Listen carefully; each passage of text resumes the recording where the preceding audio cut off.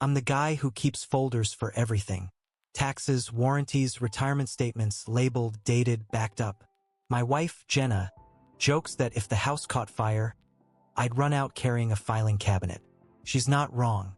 My dad died owing people money he couldn't name, and I grew up watching my mom pretend not to see the red final notice stamps.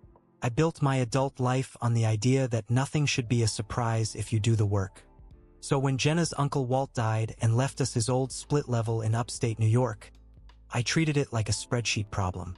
The place was paid off, allegedly. We could sell our condo, move in, and finally breathe. Our daughter's braces, my mom's assisted living, Jenna's student loans. Everything felt like a weight we could shift. Jenna was sentimental about Uncle Walt. He was complicated. She'd say, like that meant kind. To me, he was just the dead relative who accidentally solved our finances.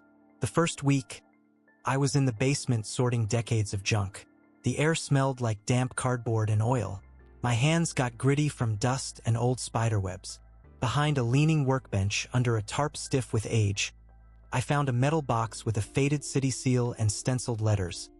Property of police dept. It had a numbered evidence tag still wired through the latch.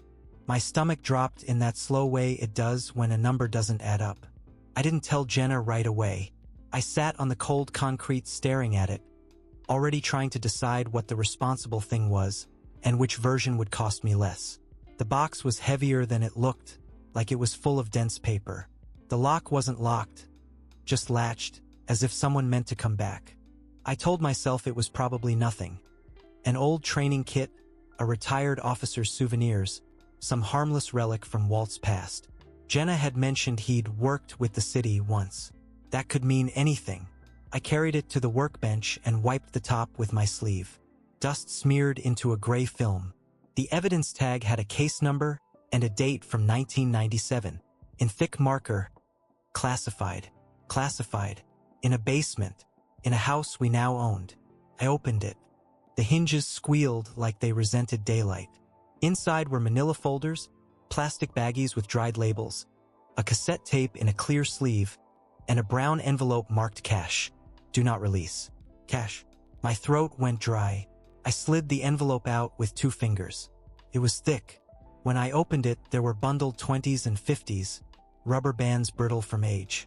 On top was a receipt. Seized funds, amount $14,600, signed by an officer, and a second signature I recognized from the probate paperwork. Walt. I sat there with my mouth slightly open, breathing shallow like I'd run upstairs. $14,000 was old money now, but it still made my palms sweat. It also made me think of all the bills on my desk upstairs, the ones I'd been promising myself we'd finally erase. Jenna called from the kitchen, asking where the circuit breaker panel was. I answered too fast, voice tight. Basement. I'm busy. I didn't understand then how quickly money turns busy into silent. I spent the next hour going through the folders like a man searching for a diagnosis. There were photos, grainy, glossy prints of a warehouse, a car trunk, a man's face blurred mid-motion. There were typed witness statements with names blacked out. A list of assets seized. Cash, a ledger, a set of keys, miscellaneous financial instruments. One folder had a title that made my stomach clench. RICO Task Force. Financial fraud/extortion. I'm not naive. I know cops collect things. I know old cases exist. But this wasn't memorabilia. This was evidence. There was also a letter, and signed, tucked in the back, per agreement, case to be sealed pending compliance. Funds held for disposition. Attached was a memo about confidential informant payments, with Walt's name in the margin. Walt wasn't just worked with the city. He was connected to a case involving money crimes, and somehow that case ended up sealed. I kept finding words that felt like stones in my mouth. Kickback, laundering, informant, sealed, disposition. When Jenna came down with a flashlight, smiling like we were on an adventure, I snapped the lid shut too quickly. The metal clanged. She jumped. "What's that?" she asked. "Just old stuff," I said, aiming for casual. My voice sounded wrong to my own ears. Jenna tilted her head. Old stuff with a police seal? It's probably from Uncle Walt's job, I said. He probably shouldn't have kept it. But what? She pressed. I swallowed. Denial isn't lying. It's bargaining with yourself. Let me look through it first. Then we'll decide. She stared at me for a long beat, then nodded slowly. Okay, but don't do that thing where you disappear into a problem and forget I exist. I promised I wouldn't. I meant it in the way people mean promises right before they break them. That night, I didn't tell Jenna about the cash. I told myself I was protecting her, protecting us. The truth was uglier. The money made me curious in a way that felt like hunger. I laid the box contents on the basement workbench after Jenna went to bed. The fluorescent light buzzed overhead. My hands shook slightly as I flipped through the ledger in one of the baggies. It was handwritten, neat columns of dates and amounts, names reduced to initials. Next to some entries, paid/kept/owed. I saw one initial that matched Jenna's last name. A surname connection. My stomach rolled. I Googled the case number. Nothing obvious. That's what sealed does. I searched the names I could read. One result popped up. An old newspaper archive mention of a task force investigation into municipal contracting fraud. Abruptly closed. No convictions. No details. I kept going. Buried deep was a civil suit involving a contractor, a whistleblower, and a settlement with non-disclosure terms. The whistleblower's name was blurred behind legal language, but the town and date matched the box. I sat back, shoulders tense. Walt had been involved in a municipal fraud case that disappeared, and he'd kept cash and a ledger. That didn't look like heroism. It looked like leverage. Upstairs, Jenna's phone buzzed. I heard it faintly through the floor, like a mosquito. She got up, footsteps soft. When she came back down for water, she found me still in the basement, staring at paper. "Mark," she said gently. "It's 2 a.m. I forced a smile, just trying to figure out the breaker labeling. She looked at the box, then at my face. Her eyes narrowed slightly. "You found something." I wanted to confess everything right then. Instead I said, "Just paperwork. I'll handle it." That was the moment my calm started turning into secrecy, and I let it. The next day, I called the probate attorney, pretending it was a casual question. Did Walt ever have any law enforcement property listed? Anything that should have been surrendered? The attorney paused. "Not that I saw." "Why?" "Basement junk," I said, and felt heat in my ears. He cleared his throat. "Be careful, Mark. If you find anything that suggests criminal issues, you should consult counsel before moving it." I hung up with my heart thumping. Counsel. Criminal issues. Our paid-off inheritance suddenly had teeth. When Jenna got home from work, I told her about the box in broader terms. Old police case material probably shouldn't be here, might need to turn it in. I did not mention the cash or the ledger initials. Jenna's face tightened in a way I'd never seen. She set her keys down slowly. "You looked through it?" "A little," I admitted. "What exactly did you see?" she asked, too controlled. That control in her voice should have warned me. Instead, I felt relieved. She was being rational, like me. I said, "It seems like Uncle Walt was involved in some task force case, maybe as an informant." Jenna's lips pressed together. "He wasn't an informant." "You sure?" I asked. She shook her head hard. "He was helping someone. Family." I watched her carefully. "Who?" Jenna's eyes flicked away. "My dad." That single sentence rearranged the room. Jenna's dad, Frank, had died unexpectedly when she was 19. Heart attack, closed casket, lots of whispered grief. Jenna hated talking about it. I said, carefully, "What do you mean, helping your dad?" Jenna's throat moved. "Walt kept things safe. That's all." Twist number 1. The box wasn't random. It was family, and Jenna already knew enough to be scared. I confronted her with the evidence tag date and the classified label.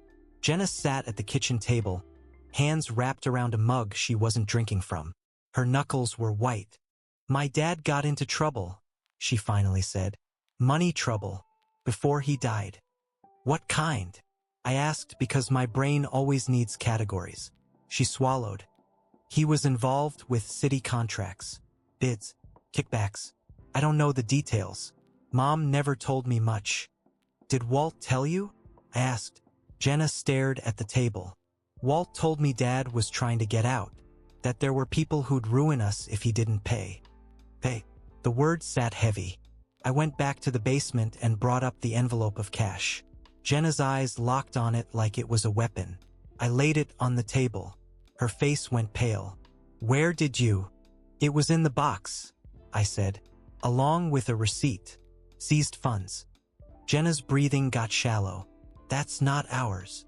No, I agreed, but my mind was already doing arithmetic. 14 grand could cover the braces and a chunk of the credit card. 14 grand could buy time. Jenna said, we need to give it back. To the police. And say what? I asked too quickly. Hi. We inherited a house and found sealed case evidence? Please investigate my dead uncle and my dead father? Jenna's eyes filled, but she didn't cry. You always do that, she said softly. You turn everything into risk management. I had a bitter thought. Risk management is what keeps families from drowning. But I didn't say it. I didn't want to be the villain. She whispered, if that case was sealed, there's a reason. And if Dad was involved, there are people who still remember. Twist number 2. The money in my hands wasn't a windfall. It was leftover from a deal. And deals have teeth long after the people who made them die. I did something I'm not proud of. I took a photo of the ledger pages before Jenna could stop me. For clarity, I told myself. For leverage, if I'm honest. That night, I compared the initials in the ledger to Old Town Council records and contractor names from archived PDFs. It was tedious, my kind of work. And the more I matched, the worse it got. The ledger wasn't just kickbacks. It looked like payments to keep inspections quiet, to approve invoices, to settle with a whistleblower. One entry said, CI payout Walt. Another said, Frank, cut/safe. Frank, Jenna's dad. When I showed Jenna the matched names the next day, she stared like she was reading her own autopsy. Mom told me Dad was honest, she whispered. She said he refused to play their game. I said gently, maybe that's what she needed to believe. Jenna flinched. Don't. But I couldn't stop. My calm was turning into obsession. I called my mom and asked if she remembered anything about Jenna's dad. My mom paused, then said, Honey, there were rumors. He died right after that investigation fizzled. Your wife knows that. I hung up feeling queasy. Jenna had never mentioned rumors. She'd never mentioned an investigation. She'd curated her own history. That evening, while Jenna was in the shower, I opened her desk drawer looking for the house deed. I found a folder instead. Walt documents. Inside were photocopies of the same case memo I'd found, and a typed letter addressed to Jenna from Walt, dated 4 years ago. If anything happens, don't involve the police. Don't touch the cash. Don't trust your husband with this. My stomach dropped so hard it felt physical. The shame came fast, hot. Walt had warned her about me, and Jenna had kept it from me anyway, right up until she couldn't. I confronted her with Walt's letter. Jenna read it again like she'd never seen it, then looked up at me with a tired anger. He knew you, she said. You mean he knew I'd try to fix it? I asked, and my voice cracked. She shook her head.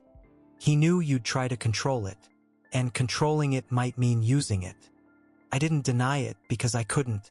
The cash sat in a drawer upstairs now, and every time I walked past it, a part of me did the math of relief. Jenna finally told me the piece she'd been holding back. Walt had met with her the year he got sick. He said the case was sealed because the city didn't want scandal. There was a settlement, and the sealed evidence was insurance to keep everyone quiet. Walt held the box as collateral. And Dad? I asked. Jenna's eyes glistened. Walt said Dad tried to blow the whistle, then got scared. Walt helped negotiate. Dad took money to shut up. Mom never knew the amount. Walt said Dad regretted it. I felt anger spike. At Frank for taking money, at Walt for hoarding evidence, at Jenna for keeping it from me. But beneath the anger was a colder thought. If there was a settlement, there might still be money. I asked, carefully, "Did Walt ever mention where the rest went?" Jenna's jaw tightened. No, her denial was too quick. Awareness was settling in like silt. I said, "Jenna, if there was a deal, there was more than 14 grand. She looked away. It's gone. Twist number 3. There was missing money, and someone in Jenna's family knew where it went. A week later, we got a letter from the county. Delinquent property taxes on the house, plus penalties. It made no sense. Walt had been paid off. And yet the taxes were behind by almost 3 years. Another letter followed. Notice of a home equity line of credit in default. Not in Walt's name, in Jenna's. Jenna said she didn't know about it. Her voice sounded honest. That made it worse. I pulled her credit report. My hands were shaking as I typed her social security number into the site. Multiple accounts I didn't recognize. Personal loan, a second credit card, a HELOC, all opened in the last 5 years. Balances high, payments irregular. Jenna's face drained as she stared at the screen. I never. Then she stopped. Her eyes unfocused for a second, like she was remembering something she'd trained herself not to see. My mom, she whispered. After Dad died, she handled everything. She used my name for the utilities when I was in college. She said it was easier. I felt my throat tighten. Is she still using your name? Jenna sank onto the couch. She said she had to refinance the house when Walt got sick. She said it was temporary. Temporary. The word people use when they know it's not.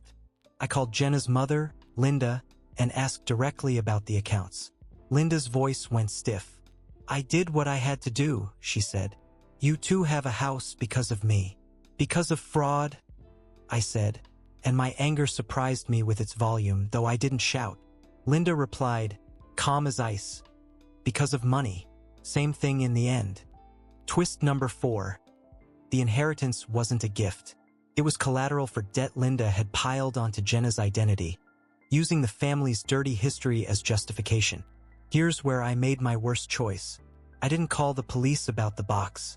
I didn't even call a lawyer first. I went to Linda's house alone with the cash envelope in my jacket pocket.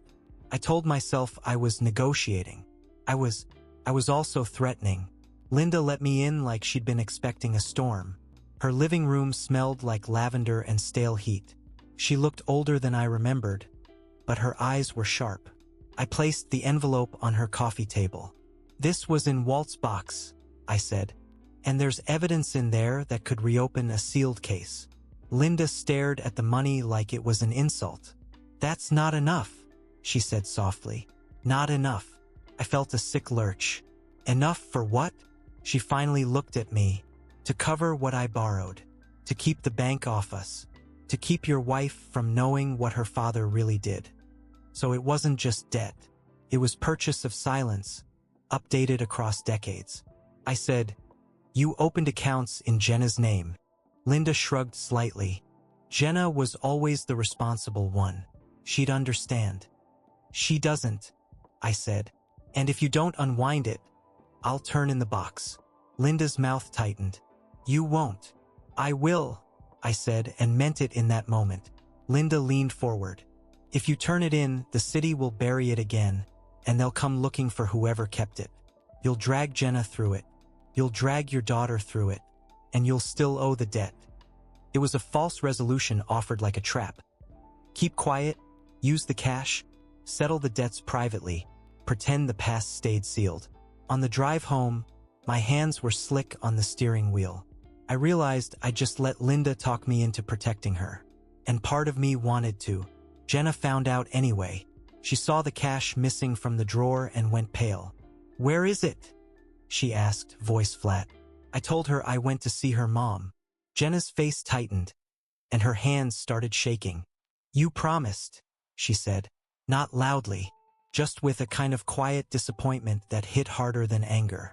I was trying to fix it, I said. You were trying to control it, she replied, and she was right. Jenna called Linda on speakerphone with me sitting there. Linda's voice came through calm, almost maternal. Sweetheart, don't get worked up. Mark is overreacting. Jenna said, did you open credit accounts in my name? Pause. Then Linda said, I kept the family afloat. Jenna's voice broke, just slightly. Answer me. Linda sighed. Yes. Jenna covered her mouth with her hand, like she was physically holding herself together. I felt a wave of guilt so strong it made my eyes sting, because I'd known and still tried to negotiate instead of protecting Jenna. Linda continued, if you two sell the house, you can pay it off.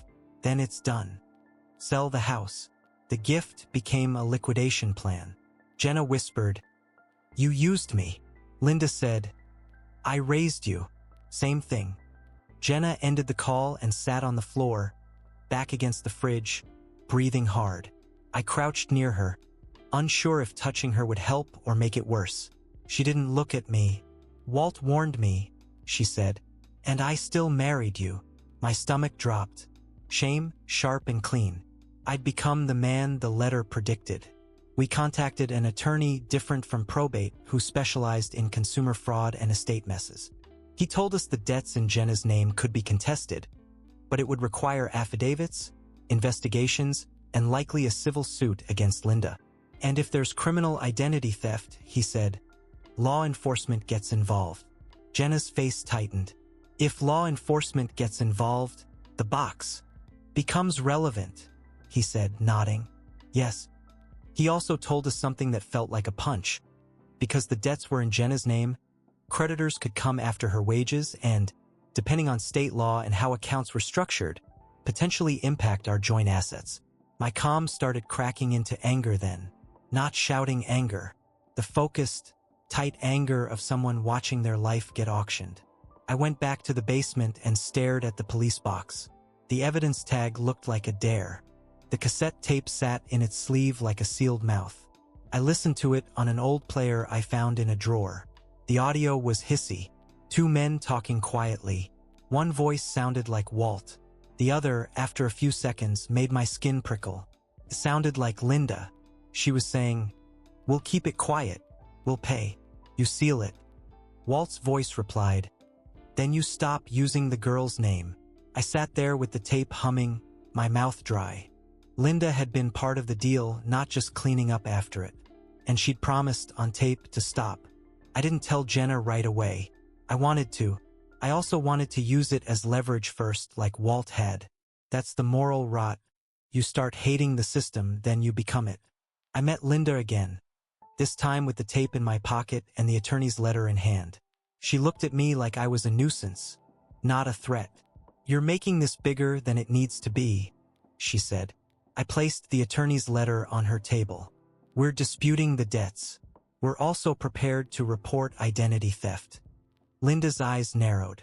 And the box? I didn't answer immediately. My palms were sweating. I felt my heartbeat in my throat. Linda leaned back and said quietly, your wife won't forgive you if you reopen her father's death. That line landed in a place I didn't know was exposed, because it implied Frank's death wasn't natural in the way Jenna believed. And it also implied Linda knew I cared about Jenna's forgiveness. I pulled out the tape. This exists, I said. If we go legal, it comes out. Linda's face went still. You wouldn't. I shouldn't have any of this, I said, voice tight. But you shouldn't have any debt in your daughter's name. So here we are. For a moment, I thought I'd won. Linda's shoulders sagged slightly. She said, fine. I'll refinance. I'll take it on. I'll fix it. That was the false resolution, the one I clung to like a life raft. I drove home feeling lighter, almost hopeful. Jenna looked at me with exhausted eyes when I told her Linda agreed to take the debts back. In writing? She asked. Soon, I said. She nodded, and for the first time in weeks, she leaned into my shoulder. Relief mixed with guilt. I felt both at once, and it made me nauseous. 2 days later, Linda stopped answering calls. Then our attorney called. A creditor had filed a motion for wage garnishment against Jenna. Linda hadn't refinanced anything. She'd moved money instead, emptied an account that had been paying minimums. The payments stopped. The defaults triggered. Jenna opened the mail and went quiet. Her hands didn't shake this time. Her face was just blank. That scared me more. I drove to Linda's house and found it half empty. Curtains gone. Furniture missing. A neighbor said she'd gone to stay with family out of state. No forwarding address. I sat in my car and felt something inside me finally snap. Not into violence. Into clarity. Linda had run. She'd used Walt's evidence box as a shield for years, and now she'd left Jenna holding the debt. Jenna didn't cry when I told her. She just said, "So my mom stole my life." We filed the identity theft report. We turned in the police box through an attorney carefully with documentation. The department's internal affairs unit took it. Faces unreadable. They didn't thank us. They didn't apologize. They just asked questions like we were part of the problem. Within weeks, Jenna's name was in databases, flagged. Our mortgage pre-approval vanished. Our accounts got frozen temporarily during verification. My boss asked, delicately, if everything was okay because a background check had anomalies. Jenna's Aunt Elaine stopped returning calls. Friends from Jenna's hometown sent vague texts. "Hope you're doing okay." No one asked what happened. Everyone knew enough not to. The past didn't stay sealed. It seeped into everything like damp through drywall. We didn't lose everything, but we lost what mattered. The illusion that our life was built on clean choices. Jenna's debts are still being contested, but it's slow. And in the meantime, we're paying attorneys instead of saving for retirement. The house, the gift, is now a liability we can't easily sell because of title complications and the stigma of an investigation. My comm spreadsheets are full of red cells again, the color my mother used to pretend she couldn't see. Jenna and I are still together, technically, but something shifted. She doesn't reach for my hand the same way. When she looks at me, there's a question behind her eyes. Did you protect me? Or did you protect the numbers? Sometimes I catch myself replaying my own choices, hiding the cash, bargaining with Linda, holding the tape back. I tell myself I was trying to keep my family safe. I also know I liked the feeling of leverage, the way having information made me feel powerful for the first time in months. The police box is gone now, taken into an evidence room somewhere, relabeled, maybe reburied. The basement looks cleaner without it. But I still smell that oily metal sometimes when I go downstairs, like it's trapped in the concrete. The detail that won't leave me alone is the evidence tag, the way the wire had been threaded and twisted shut. Someone closed it carefully, not hurried. Someone meant for it to stay hidden but accessible, like a savings account you don't touch unless you have to. I keep thinking about what Walt wrote. Don't trust your husband with this. I thought he was wrong. I thought I was the steady one. Now I'm not sure if he meant me specifically, or if he meant what money turns a person into when they think they're being practical.